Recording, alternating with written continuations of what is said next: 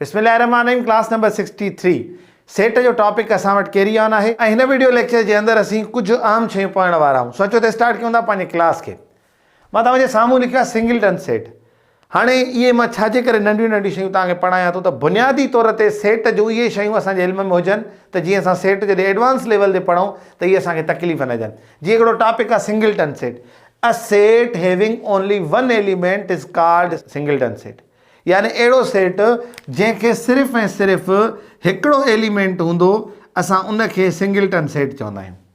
इन जी डेफिनेशन ऐं इन जो एग्ज़ाम्पल इहो हिकिड़ो ई आहे, तव्हां सम्झी विया हूंदा। हाणे आहे सब सेट। हाणे सब सेट छा खे चवंदा आहियूं? असां हिनखे सिंधीअ में आई थिंक सो चवंदा आहियूं मातहत सेट यानी सब सेट। हाणे सब सेट छा हूंदो आहे? मिसाल अगरि मां हिकिड़ो सेट खणां थो सी 1 2 3 4 5 उन जा एलिमेंट खणां थो। सेट खणां थो डी, उन जे अंदरि जेके एलिमेंट खणां थो 3 4 5। हाणे तव्हां ॿुधायो जेको सी सेट आहे ऐं डी सेट आहे। हाणे जेके डी सेट में एलिमेंट्स आहिनि 3 4 5 ऐं उहे साॻा ई एलिमेंट हिन में बि आहिनि ऐं हिन में कुझु वधीक बि आहिनि। यानी असां चवंदासीं त जेको डी सेट आहे इहो वरितो वियो आहे कंहिं सीअ मां। हाणे छा चवंदासीं असां हिनखे? D is subset of C. यानी अहिड़ो सेट जेको ॿिए कंहिं मां वरितलु हुजे, यानी उन जा एलिमेंट्स ॿिए में बि मौजूदु हुजनि ऐं उन में उन खां वधीक मौजूदु हुजनि, पर उन जा कुझु एलिमेंट्स हिन में मौजूदु आहिनि त असां उन सेट खे मातहत सेट चवंदासीं। ईअं ई हिकिड़ो ॿियो एग्ज़ाम्पल खणूं था असां। हिकिड़ो सेट ए आहे। हाणे सेट ए जे अंदरि ए ई आई ओ यू ऐं सेट बी खणूं था जंहिंमें सिर्फ़ु खणूं था ई आई। त हाणे असां हिन बी सेट खे छा चवंदासीं? बी सेट खे सब सेट आहे, नंढो भाउ आहे हिनजो या नंढो मातहत आहे हुनखे। ठीकु आहे, त असां छा चवंदासीं? बी इज़ सब सेट ऑफ ए। हाणे हिन जी सिंबल हीअ आहे, हिन जी माना आहे इज़ सब सेट ऑफ। ठीकु आहे, यानी तव्हां हिकिड़ो सीअ वांगुरु हिकिड़ो शेप कढी करे, पर सी न हूंदो आहे, हुनजो एग्ज़ैक्ट शेप हूंदो आहे, हुनजे हेठो लकीर ॾींदो। हाणे मां कीअं लिखंदुमि? बी इज़ सब सेट ऑफ ए। यानी असां सिंबॉलिकली या निशानीअ सां हीअं लिखी सघूं था। हिन वीडियो जे अंदरि असां या हिन क्लास में असां छा पढ़ियोसीं? सिंगलटन बि पढ़ियोसीं ऐं सब सेट बि पढ़ियोसीं, सब सेट जी निशानी बि पढ़ीसीं। हाणे जेको ॿियो टॉपिक आहे हिते ई, उहो आहे सुपर सेट। हाणे सुपर सेट कंहिंखे चवंदासीं? अगरि मां हिन ॿिन्ही जो मिसाल ॾियां त अगरि हे सब सेट आहे त हे सुपर सेट आहे। कीअं सुपर सेट आहे? यानी हिन खां वॾो आहे, उहे ई एलिमेंट हिन में बि आहिनि पर हिन में कुझु वधीक आहिनि, ऐं हे उहो सेट आहे जंहिंमां हे सेट वरितो वियो आहे, यानी हीअ हुनजो मातहत सेट आहे। अगरि हे सब सेट आहे त सी छा आहे? सुपर सेट आहे। ए जो छा आहे? ए ई आई ओ यू। बी हुन में ई ऐं आई आहे त हे सब सेट त डन आहे, असां हिन निशानी बि पढ़ीसीं। पर ए छा आहे? ए सुपर सेट आहे।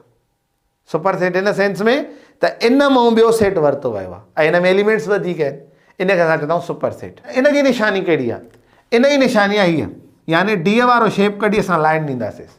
सो इहा निशानी आहे सुपर सेट जी। त मां छा चवंदुमि हाणे? C is superset of D. ओ हीअ। हाणे हिन जो कीअं ठाहींदुमि? A is superset of B.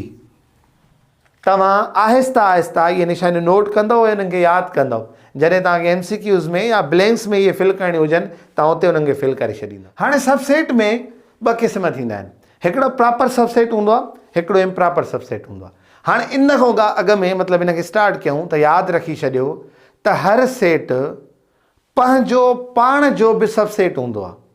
मिसाल कीअं?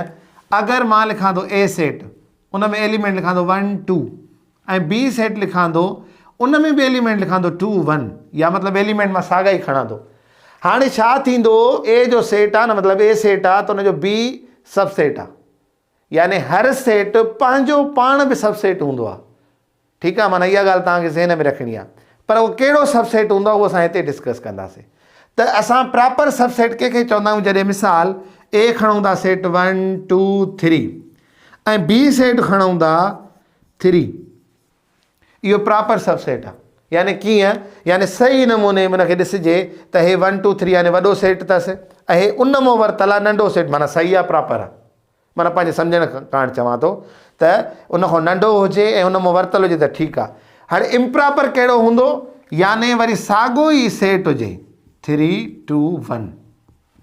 ॾिसो हे ए सेट आहे, हे बी सेट आहे, पर हे ए जो इम्प्रॉपर सबसेट आहे, छो त एलिमेंट बि साॻा ई खयां अथई।